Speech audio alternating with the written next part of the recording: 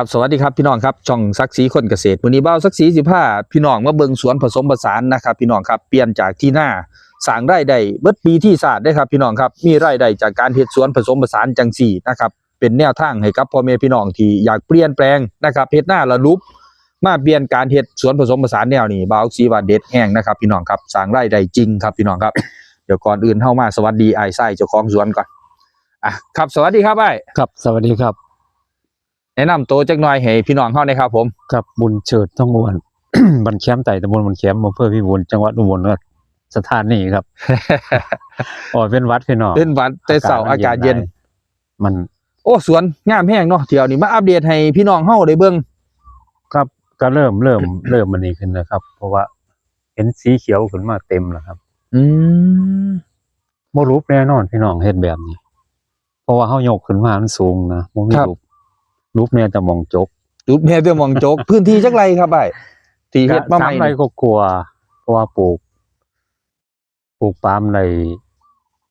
เกือบ80ต้นมันก็สิ3 ไร่กว่าๆน่ะ3 ไร่กว่าแม่นเกือบ80ต้นครับอย่างนี้เป็นปลูกปาล์มใบหน้าปลูกพืชระยะยาวแม่นครับเพราะว่าเฮาเฮ็ดแบบคือผสมผสานเอาปาล์มยืนเป็นหลักนะเพราะว่าปาล์มนี่มันตลาดมันแน่นอนครับม่วนนี่ก็คือผสมผสานไปคือเอามีตัวยืนให้มันคงว่าซั่นครับตัวนี้คอยเล่มไปก็มีโอกาสนี่คือกันพี่น้องข้อสำคัญคือเฮามีการเตรียมดินตลอดเวลานะครับคือเฮ็ดให้ดินดีตลอดเริ่มพัฒนาดินไปเรื่อยๆว่าซั่นเพราะว่าเฮาถ้าใส่แต่ปุ๋ยอย่างเดียวก็คือมันเปลืองเงินเนาะครับแต่ว่าถ้าเฮ็ดดินปรับดินไปเรื่อยๆนี่คือโอกาสเฮาสิเฮ็ดหยังสำเร็จนี่ง่ายขึ้นครับปรับดินเป็นจังได๋ปรับดินก็คือขยายให้ฟังง่ายๆนี่แหละเอาพื้นบ้านเฮานี่แหละเอาเศษวัสดุเฟื่องนี่ล่ะครับอ้าย สิ่งที่หาได้นำพื้นที่เฮานี่ล่ะคือตอนนี้เขารณรงค์บ่ให้เผาเนาะครับบางเจ้าเพิ่นก็ให้เฮาฟรีจังซี่เฮาก็ไปหอบมาใส่ก็ถือว่าเป็นการปรับปรุงดินแบบประหยัดแล้วก็ได้ผลดีพี่น้องดีครับแน่นอนถ้าพี่น้องผู้ใดมีเฟื่องมีหยังนี่แนะนำเลยให้ไปมาคุมแม่นถ้ามีเฟื่องแล้วก็มีโคกมีเนินนี่คุมเลยพี่น้องจะปลูกหยังก็จะปลูกงามหมดถ้าคุมเฟื่องโอ้เพราะว่าเห็นเจ้านึงเนาะเพิ่นก็มีเงินหลายเพิ่นซื้อก่อนละ30เพิ่นได้พี่น้องครับโอ้เบิดบ่น้อยแต่ว่าคุ้มคือปลูกหยังก็งามเบิดเห็นบ่นี่โอ้เขียวงามเนาะดินเป็นตะเงิดเลยดินตะกี้น่ะปลูกบักโม่เนาะวางนี่เนาะเกลียนจนบักโม่ตายนี่คือสภาพดินจกขึ้นมาปีนี้เนาะพี่น้องเบิ่งติล่ะมันเป็นไปได้ว่าถ้ามีเฟื่องแล้วมันเปลี่ยนคุยบ่จบพี่น้องเฟื่องมันถึงในความสามารถของมันนะโอ้ดินก็บ่ได้ดีอีหยังตัวนี้ผิดบ่แล้วดินจกดินจกขึ้นมานี่ดินดากดินเหนียวดินเหนียวฝนบ่ได้นี่ครับผลตะปูบักลำไยก็ยังจังว่าเรื่องเฟื่องนี่สำคัญพี่น้องครับมันมีประโยชน์อีหลีประโยชน์หลายแฮงแต่ว่าเฮาก็บ่แม่นใส่แต่เฟื่องหรอกว่าก็ใส่ฝุ่นใส่ปุ๋ยปกติปุ๋ยหมักก็ต้องใส่คือกันฝุ่นขี้งัวขี้หยังก็ใส่โอ้แล้วก็เฟื่องคุมมันสิเกิดเป็นบ้านย่อยๆของพวกสิ่งมีชีวิตว่าซั่นซะครับบ่ายแม่นมันจะเลยเกิดการย่อยสลายฝุ่นอีหยังนะความชื้นความหยังก็มีบัดนี้หากพืชมันก็ไปได้ง่ายแล้วก็หากินได้เขียวงามพี่น้องเห็นเด้องามอีดีอ้ายเฮาเฮ็ดมันสิบ่มีปัญหานี่เนาะเบิ่งเชิงอยู่เนาะพูดแม่นโอ้เบิ่งแต่ซ่อนแต่เหงามันพี่แล้วพี่โอ้เหงาใหญ่เลยถ้าเฮาว่าคุ้มเฟื่องนี่โอ้ปัญหาหลายพี่น้องแล้วก็แห้งแล้วก็ใส่ปุ๋ยไปก็ระเหยระเหิดขึ้นโอ้งามเฮ็ดจะได้อยู่นั่นแหละจังว่ามันเป็นตะเก็บไว้อยู่พี่น้องคันมีเงินก็อัดไว้คันเฮาบ่มีเวลาหอบเนาะนี่เฮาบ่มีเงินหรือมันเปลืองเงินเฮาก็หอบหรือเฮาสิเฮ็ดยกรอบไปจังซี่ก็ได้ในแปลงนาเฮานี่เฮาจะปลูกหยังก็หอบเฟื่องขึ้นไปจังซี่คือเป็นเทคนิคนะวิธีเก็บเฟื่องแบบประหยัดเฮาออกแบบให้มันถูกเฮาก็เก็บได้ง่ายนาเฮา ถ้าผู้ใดบ่อยากเฮ็ดแต่หน้าเนาะคือปลูกปาล์มก็ได้จังซี่เห็นบ่นี่ยกอ้อมหน้าแล้วก็ปลูกปาล์มจังซี่ ครับ หรือปลูกต้นไม้หรืออิหยังสร้างวิธีการเก็บเฟืองว่าซะบ่มีการเผาแน่นอนกันออกแบบนี้ แต่ว่าคันหลายอีหลีมันก็ได้เผาเด้อพี่น้องเฮาบ่มีออกแบบว่าสิเก็บเฟืองไว้ใส่จังได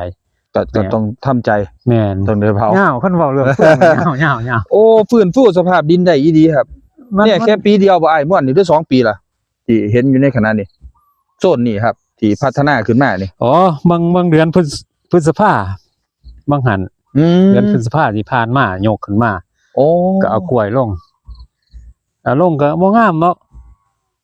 ก็อดทนไว้จนกว่ามันสิเบิดฝนแล้วก็ได้เฟืองมาคุมนี่คือเฮาคุมเบิดในแปลงนี่ เปลี่ยนเป็นจากที่หน้าธรรมดานะครับ แต่ว่าถ้าสิปรับปรุงอ้ายแล้วว่าให้ใส่เฟืองซะก่อนถ้าบ่ใส่ฟางมันก็สิกระดองกระแดงแม่นบ่ครับอ้าย แม่ คือจัง น ได๋ แม่นเฮาใส่ปุ๋ยลงไปจังซี่ปุ๋ยมันก็บ่ละลายอันนี้เนาะมันก็ระเหยไป ความชื้นในดินก็บ่มีไอ้สัตว์สาว่าสิ่งอิหยังพวกจุลินทรีย์ก็อยู่บ่ได้นะครับ อ้าย นี่คือหลักการของระบบนิเวศย่อยๆในดินว่าซะ โอ้ครับผมไอ้กล้วยหอมทองทั้งเบิดเลยบ่ที่ปลูกนี่ครับได้หลาย แม่นกล้วยหอมทองที่ ครับ เกือบ0,000น่ะพี่น้องเอ้ย บางเทื่อมันก็ไปเฮ็ดแนวอื่นก็ลืมมันเนาะ ครับ แต่ว่ามันก็เอาเฮ็ดขายในชุมชนเฮ็ดง่ายๆแต่บ่ลงทุนหลายจังซี่มันก็พอได้ขายอยู่พี่น้อง เป็นตลาดที่อ้ายเคยขายมาตลอดได้หลายปีนี่กล้วยหอมทองนี่ขายอยู่ไสครับผม ส่วนมากบางเทื่อเขามารับซื้อนะ แล้วเทื่อก็มีแม่ค้ามารับซื้อ แม่นก็ขายในชุมชนจังซี่ โอ้ เอาก็บ่ได้เอาหลายมากมายมันก็ขายง่ายอยู่ ก็เป็นตลาดดีอยู่แม่นบ่ แม่น ชุมชน เฮาเฮ็ดต้นทุนบ่หลายมันขายจังไดเฮาก็ขายได้จังซี่นะ อืม ถ้าเฮาเฮ็ดระบบเต็มระบบนี่ตกไร่ละ40,000บ่ได้เขาเฮ็ดตามที่อันนี้เขา ของอ้ายนี่ ถ้าเปรียบเทียบต่อต้นนี่อ้ายคิดว่าต้นหนึงอ้ายใส่ฝุ่นใส่ปุ๋ยสิเบิดจักบาท มันตัวนี้เฮาก็บ่ได้เฮ็ดข้อมูลเนาะ ครับ ที่แน่ๆเฮาเฮ็ดหลากหลายก็โดยค่าใช้จ่ายมันก็เฉลี่ยไว้อันนั้นอันนี้แน่นะคือจัง โอ้ ซี่ มันเกื้อหนุนกันจังซี่บ่ แม่นคือจังเฮาใส่ไว้จังซี่พริกจังซี่ ครับ ก็ได้กินน้ำหรือเฮาปรับปรุงดินไปเรื่อยๆผลสุดท้ายปาล์มหากยาวมาก็ได้กินน้ำจังซี่นะมันก็เลยเป็นการร่วมต้นทุนไปในพืชหลายๆโตในทีเดียวกันจังซี่ อื มันก็เลยเป็นการว่าประหยัด ครับ นี่คือการผสมผสานมันความประหยัดมันสิมีในตัวของมันนะครับ ผม สำหรับทุนหน่อยเฮาต้องเฮ็ดจังซี่ อ๋อ ถ้าเฮาไปเฮ็ดทุนหลายแบบนั้น เกิดความเสี่ยงขึ้นมามันก็พลาดมาก็จบเลยพี่น้องเฮาคอยเฮ็ดคอยอันนี้ไปหลายๆอย่างมันจึงสิบ่เสี่ยงจนเกินไปนะครับ บ่ต้องเอาทุนมาเล็งให้กับมัน แม่น จนเกินไป ผู้สำเร็จก็คุยได้ออกสื่อได้เนาะ ครับ ลงทุนเท่านี้ได้กำไรเท่านั้นเท่านี้ตัวนี้มันบ่แม่นกดตายตัวเด้อพี่น้องผู้บ่ได้ผู้เจ็บก็มีได้เฮ็ดสวนเฮ็ดอัน แต่ว่าถ้าผสมผสานนี่โอกาสเฮาสิเจ็บนี่มันก็มีบ่สูงว่าซั่นซะคือเฮาเฮ็ดอีหยังหลายๆอย่างไว้นำกันขายเล็กขายน้อยไปต้นทุนมันก็หารกันปลูก3อย่างก็หารกัน3อย่างไว้เนาะ อืม คือนี่การอันนี้ความเสี่ยงของเฮา ครับ โอ้โห นี่ก็ปลูกหลายเติบจักหน่อยก็สิได้ซับปาล์มตัวนี้เนาะบาดนี้เนาะ ก็ซับอยู่พี่น้องซับหน่วยอันนี้มันออก โอ้ซับหน่อยน้อยซับไอ้ทลายน้อยๆออกซะก่อน แม่นให้มันจนใหญ่ๆยังเอา ครับ เอาเบิ่งอัปเดตบักพริกให้พี่น้องเฮาเบิ่งเด้บักพริกตรงนี้คือบักพริกเครือโบรา สิ่ ณ งที่เฮาควรเริ่ม ถาม ก็ มา คือ หลาย ตัว แห่ง นี้แหละครับ นี่คือช่วงนี้อากาศมันเย็นแน่มันก็ ครับ บ่ถือขี้มันปานใดเนาะ ครับ มันก็กินอาหารบ่ได้ปานใดให้มันอุ่นๆขึ้นมาจังหน่อยเฮาก็สิเริ่มใส่ฝุ่นใส่น้ำมักน้ำหยังไปนะ ตอนนี้คือปล่อยให้เพิ่นอันนี้ ครับ ปรับสภาพเพิ่นไปซะก่อน แม่นหน้าหนาวเฮาก็บ่ต้องเร่งแห้งปานใดนี่เห็นบ่นี่ใบก ครับ บๆเก็บนี่ก็คืออา ไอ้ กาศ โกบนี่คือเป็นแนวใดเว้าความรู้ให้พี่น้องเฮาฟังเนี่ยมันเป็นโรคบ่หรือมันธรรมดาของมัน กบแนวนี้บ่เป็นหยังนี่ สำหรับพริกเครือบ่เป็นหยัง แม่นบ่เป็นหยัง อืม โอ้ยอดก็สดใสอยู่เนาะ สดใสอยู่ ได้อยู่เด้นี่ครับ อืม พริกเครือโบราณได้นี่ครับพี่น้องครับที่มีอายุ2 ปีเอาต้นแม่มันก็เกือบซ้ำแขนต้นแรกที่เอามาเฮ็ดนะครับ ที่บ่ได้พี่น้องตัวนี้ คือมันเห็นบอกมัน100ขึ้นปี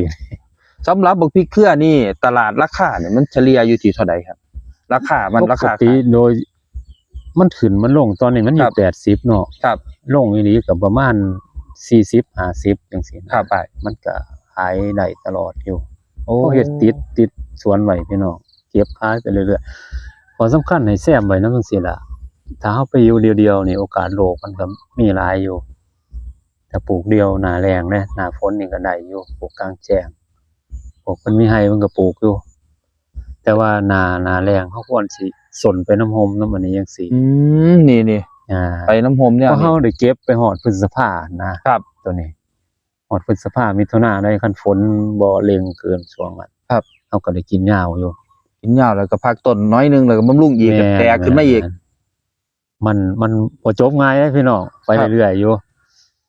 แต่ ถือ ว่า ว่าเป็นไฮไลท์ของอ้ายเลยเนาะมานี่หลายปีได้พี่เครือนี่ตั้งแต่ปลูกมานี่ แม่นหลายปีแล้ว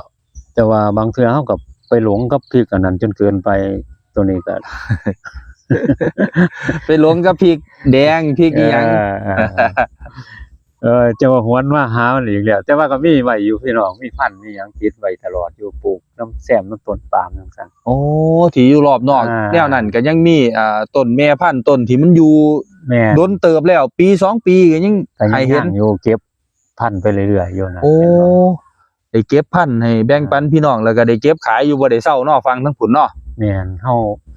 ใส่พินไอ้ฝุ่นในพริกปาล์มก็ได้กินน้ำเฮาก็เลยเฮ็ดแบบนี้นะครับ ผม ผสมผสานกันไป อืม นี่ โอ้ บ่โดนแน่นี่ บ่โดนเห็นดอก แน่ แล้ว ๆ ครั เริ่ บ มเป็นดอกแล้วนี่ เห็น บ่ ดอกแล้วเดี๋ยวจังน้อยเฮาก็สิได้มาอัปเดตให้พี่น้องเบิ่งเนาะ แม่นใส่ฮอร์โมนใส่น้ำหมักไปนี่มันก็เปลี่ยนแล้วพี่น้องขอให้ ครับ อากาศอุ่นๆขึ้นมาจักหน่อย ครับ เพิ่นเป็นพืชร้อนเนาะบ่แม่นพืชหนาว นั่น พืชหนาวแน่ก็ใบโกบๆเห็นบ่นี่ นี่ ครับนี่หนาวเนี่ยก็ใบกบ แม่น แล้วจังสิมาเบิ่งวิธีการดูแลหลังจากที่เพิ่นเป็นหมากแล้ว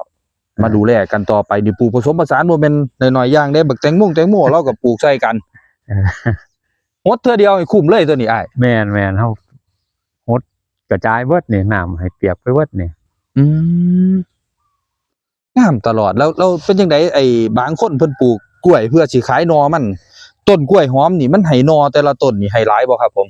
บางต้นก็10เลยพี่น้อง โอ้ เห็นบ่นี่แซมขึ้นมาแบบ โอ้ สดใสเลยพี่น้องนี่ โอ้นี่หนอ นี่ เพิ่นคักอีดีเนาะ อ่า คักอีดี เห็นบ่ โอ้ยอ้ายคือโปวดคือเดือแท้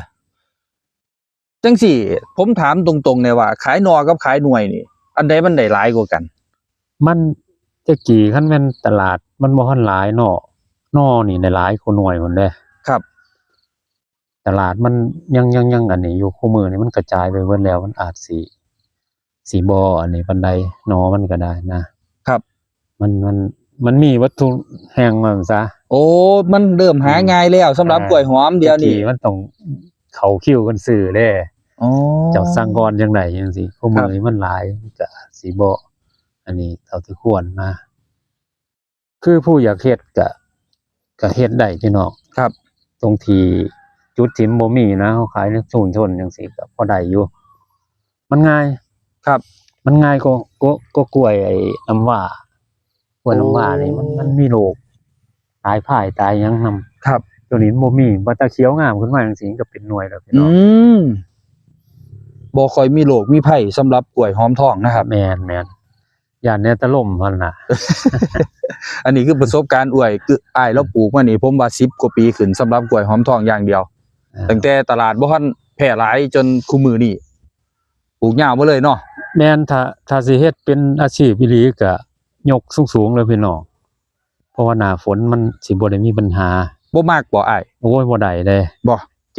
จอความชื้นนี่ไปบ่เป็นเลย อืม ใส่หยังไปก็บ่งาม ครับ เอาสูงๆไว้เอาสิเฮ็ดได้ตลอดปีเลยผสมผสานไปทุกอย่างตลอดปีเลยคันสิออกแบบเพื่อเฮ็ดสวนผสมผสานนะตัวนี้เฮาออกแบบเพชรปาล์มเฮาก็เลย ดูมันสิบ่สูงปานใด เฮาก็จุดประสงค์หลักของเฮาก็คือการปลูกปาล์มเนาะว่านี่เนาะ แม่นจักหน่อยกล้วยเฮาก็สิโละออกก็สิเหลือแต่ปาล์มเหลือแต่ปาล์มกับปลาฮอนน่ะ เอามาให้ย้อนถามให้ฟังเนี่ยตอนนี้ก็เลี้ยงปลาน้ำปลูกปาล์มน้ำตะกี้เฮ็ดนา แม่น เฮ็ดนานี่ตรงแปลงนี่แปลง3 ไร่กว่านี่มันได้เงินหลายปานใด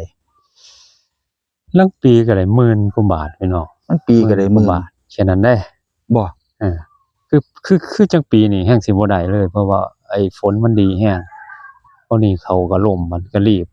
โอ้ มันมีปัจจัยหลายอย่าง 3 ไร่ได้หมื่นกว่าบาท แม่น ค่าต้นทุนรถเกี่ยวรถหยังปุ๋ยก็ไปหลาย แม่น แล้วก็ปาล์มเดี๋ยวบัดนี้เคยมีเฮาปลูกปาล์มแล้วจนใหญ่แล้วจนได้สับปาล์มมาขายแล้วมองว่าปาล์มนี่เป็นจังไดบัดนี้ ปาล์มนี่สำหรับผู้ที่บ่หลายอีหลีก็ ครับ บ่แม่นเงินทุนอีหยังสิมากมาย แต่ว่ามันมีใช้ตลอดนะพี่น้อง โอ้ ถ้าเฮาบ่หลายได้นี่ถ้า ครับ 200ขึ้นไปนี่ก็โอ้มีเก็บเลย โอ้ แต่ว่าถ้าอยากใส่ในครัวเรือนบ่ขาดมือก็ปลูกเป็นแถวไว้นำให้หน้านี่ก็พอได้อยู่พี่น้องคือเฮ็ดควบคู่กับเฮ็ดนานะ ส่งลูกลูกเรียนนี่ได้พอได้อยู่บ่ ได้ โอ้ สามม6นี่ได้อยู่ กับม6แต่ทำปริญญาก็ต้องเฮ็ดเพิ่มขึ้นไปอีก แม่น หลายขึ้นอีก ปริญญาต้องเฮ็ดเบิดทงจังซี่นะ โอ้ 10 ไร่จังซี่ก็ได้อยู่ อืม สำหรับบ้านเฮานะจังว่าบ่อยากให้เฮ็ดนาอย่างเดียวนะพี่น้องอยากลองเปิดใจว่าเฮ็ดปาล์มนำเบิ่งคือตีคู่อ้อมเลย ตีคู่อ้อมหน้าเลย ครับ แล้วก็ปลูกปาล์มถึงฤดูนั้นก็เอาฟางขึ้นน้ำ2ข้างอันนี้เฮาสิบ่ได้มีการว่าประกาศว่าห้ามเผาห้ามอันนี้นะมันสิเป็นวัฏจักรของมันเองถึงฤดูมันเฮาก็เก็บฟางขึ้นบ่ได้มีไฟบอกหยัง ครับ ใส่ทุกสิ่งทุกอย่างให้เกิดประโยชน์ที่สุดนะคือการออกแบบสำคัญพี่น้องเฮาต้องออกแบบใหม่เพื่อใส่สิ่งวัสดุที่มีอยู่ให้เกิดประโยชน์สูงสุดนะครับ แล้วก็เรื่องสิบ่มีการว่าฟ้องเฟิงกันเรื่องเผาป่า เผาเฟืองเผาอันนี้นะครับ สิบ่ได้มีปัญหาเรื่องนี้ แม่นจังว่าออกแบบผู้ที่บ่มีระบบชนประทานก็ปลูกไม้ยังก็ไม้เศรษฐกิจไม้อันนี้นะ นี่ป่ายางนานี่ที่เห็น แม่น ฟังทั้งนี้ทั้งเบิดประมาณ เกือบ600ต้นของเฮานี่คือป่ายางนานะครับ แม่น แต่ว่าตอนนี้ปาล์ม แถวสุรินทร์บุรีรัมย์นี่เขาเฮ็ด ครับ แล้วเลยพี่น้องเขาเฮ็ดแล้วเขาเฮ็ดแบบนำรอบหน้านะครับ ก็สินี่ละประมาณนี่ละความกว้างของเขานี่ เอาง่ายประมาณจักเมตรความกว้างตรงนี้ ตัวนี้ประมาณ8ร่องนี้ใหญ่เป็นพิเศษ แม่น8ถึง10 เมตรนี่ล่ะตัว อื นี้ ม ตัวนี้ก็บ่ใหญ่ปานใดหรอกคันสิเฮ็ดแบบนั้นเฮ็ดจัก8 เมตรก็ได้ โอ้ถ้าสิ รอบหน้าปลูก ครับ ปลูกปาล์มหรือผู้สิบ่ปลูกปาล์มก็ปลูกป่าจังซี่นะครับ อืม จังหวัดอื่นเขาเฮ็ดพี่น้องเขาเฮ็ดแบบ แต่ว่าอุบลเฮายังเฮ็ดหน้าเกือบ 100% อยู่เนาะ กลับมาเปลี่ยนมีหน้าแน่มีผสมผสานแน่มีเข้าวไว้กินแน่มีอันนี้แน่เนาะ แม่นมัน ครับ ก็เป็นหยังที่ใหม่ๆพอสมควรนะพี่น้องลองเปลี่ยนเบิ่ง ครับ แล้วก็มันสิบ่ได้มาคุยกันเรื่องเผาบ่เผานะพี่น้อง ครับ ให้มันจบไปในยุคเฮานี่นะเรื่องนี้มันออกแบบให้มันถูกมันออกแบบบ่ถูกมันก็จักสิหอบไปไสเนาะเฟืองเนาะ ผู้หน้าหลายๆน่ะ ครับ ผู้หน้าบ่หลายบาง10 ไร่15 ไร่จัดการได้พี่น้องจัดการขึ้นน้ำ2ขอข้าง ครับ แหนมันโง่ว่าเรื่องเฟืองอีกแล้วพี่น้อง เพราะมันประโยชน์มหาศาลแล้วก็ ครับ โทษก็มหาศาลคือกัน โอ้ถ้า ก็เลย เผานี่ก็งานเขาอีก แม่น โทษเพิ่น โทษมันจักสิแก้ไขจังไดเนาะ ครับ รณรงค์ไปก็แล้ว คือออกแบบบ่ถึงมันจังไดมันก็แก้บ่ได้นะ มันก็ต้องได้จูดอยู่ แม่น ครับ ว่ากันบ่ได้คันออกแบบถูกรัฐบาลวางนโยบายจะปลูกเบิ่งป่านี่ขอยสิซอยเหลือจังซี่ น้ำหัวให้ปลายหน้าจังซี่โอ้ยเขาบ่ได้บอกเขายากไว้เนาะ เนาะ มันขึ้นอยู่กับทั้งคนละ ก็สิแก้ไขได้ถ้าอันออกแบบมาให้กันแล้วก็ซอยเหลือกันนำ แม่บ่มันว่าสิถึงปีมาก็ประกาศจับเอาจริงแค่นั้น ทุกปีก็สิมีแค่นั้นบ่ ครับ ไอ้ภาครัฐก็ได้ก็มีแต่แค่นั้นบ่มีนโยบายอิหยังใหม่ๆมาพอสิเฮาได้ฮึกเหิมคืออยากเฮ็ดนำจังซี่นะ มันเด็กล่วงแน่เลย ล่วง เอามันได้ล่วงไปแล้วบัดนี้นี่เดี๋ยวเฮาสิมาอัปเดตให้พี่น้องเบิ่งใหม่ในคลิปต่อไปเนาะก็สันได้เนาะ งานจังหน่อย คลิปหน้าก ล้วยออกปีจังมา จัก ส่ง หน่อย กันบัก กล้วย อ อ อ อก ก หมากจังมา ครับ ส่งกันอีกทีห แล้ว นึ่ง ก็บักพริกเครือที่พี่น้องได้เอาเมล็ดพันธุ์ไปจากพี่บุญเชิดนะครับ เป็นจังไดกันนะครับ ผู้ใดอยากรู้วิธีการดูแลเดี๋ยวเฮาก็สิมาเว้าให้พ่อแม่พี่น้องฟังในคลิปต่อๆไปสำหรับมื้อนี้ก็สมมาภาคควรแก่เวลาเดี๋ยวคลิปหน้ามาอัปเดตใหม่ครับอ้ายครับ ครับผมวันนี้ครับ สวัสดีครับ